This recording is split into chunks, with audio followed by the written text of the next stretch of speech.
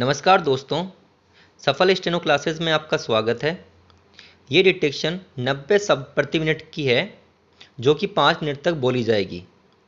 अगर आप हमारे चैनल पे पहली बार आए हैं तो चैनल को सब्सक्राइब कर दीजिए और साथ में बेल आइकन भी दबा दीजिए। ये डिटेक्शन स्टार्ट होगी 5 सेकंड बाद। स्टार्ट। भारत में नारी को देवी कहा जाता है। बचपन से ही उसे प्रकृति का पवित्र रूप मानकर पूजा जाता है। वह ब्रह्म की रचनाकार है, भग की धारक है। भग शब्द जीवन के 6 आधारभूत तत्वों से बना है: धर्म, ज्ञान, वैराग्य, ऐश्वर्य, श्री एवं यश। ये 6 गुण ईश्वर के आभूषण है। अतः स्त्री को भगवान की रचयिता माना जाता है। गीता के अनुसार ईश्वर सभी में रहता है। कर्मचक्र के कारण एक स्त्री अपने पति की मृत्यु पर विधवा भी हो सकती है। पति के साथ रहने पर उसे सुहागिन के रूप में श्रेष्ठ माना जाता है। वह पति के रहते ही अपनी मृत्यु को श्रेयस्कर मानती है। संतानहीनता की स्थिति में वंश रुक जाता है।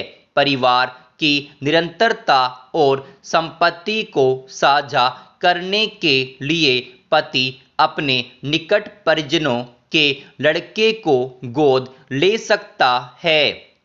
पत्नी के प्राण पति के प्राण के साथ रहते हैं।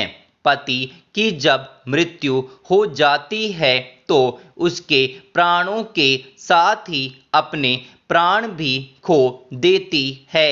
उसका आत्मा अल्पक्रिया हो जाता है। वह यदि पुनः विवाह भी कर ले तो उसके प्राणों का नए पुरुष के साथ आदान प्रदान नहीं हो पाता। इस संबंध में आत्मीयता नहीं रहेगी, क्योंकि कामनाओं की पूर्ति केवल प्राणों के माध्यम से होती है। जब सूक्ष्म प्राण अनुपलब्ध हो तब केवल भौतिक अथवा स्थूल प्राण कार्य करते हैं। नारी सोम है किंतु स्त्री अग्नि है। स्त्री और पुरुष दोनों के आत्मीय सूत्र के अभाव में तो सामान्यतः जन्म लेने वाला केवल जैविक शिशु ही होगा। कर्म के सिद्धांत के अनुसार पिछले जन्मों में विभिन्न आत्माओं से संबंध हो सकते हैं। अतः हो सकता है कि अपवाद स्वरूप एक स्थायी नया विवाह अथवा बंधन बन जाए। एक स्त्री के अस्तित्व को उसके पुरुष से जोड़कर ही परिभाषित किया जाता है।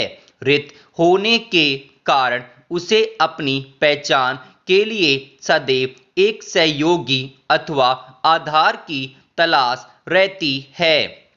स्त्री भीतर से पुरुष की भांति दृढ़ होती है। पुरुष जब उसके आगे समर्पण करता है तो हृदय के स्तर पर उसका विकास वैसा ही होता है जैसे भक्ति में समर्पित स्त्री होती है। स्त्री अपने लक्ष्य को प्राप्त करने के लिए कृत संकल्पित होती है। उसके सारे प्रयास समाज सेवा, प्रेममय हृदय विकसित करने, पशु पक्षियों, पेड़ों आदि से प्रेम करने से जुड़े होते हैं, ताकि सभी के साथ एकत्व की अनुभूति कर सके। वह उसमें आहूत होती है। भीतर से उसे एक वृक्ष की भांति विकसित करती है। सभी प्राणियों तक उसका विस्तार करती है ताकि वह उन सब के साथ जुड़ सके। तब विश्व एक वृहद कुटुंब बन जाता है। वह अपने जीवन साथी के साथ कामनाओं के रूप में जुड़कर जीवन की एक महान यात्रा करती है और अंत में वही उसे कामना रहित बना देती है।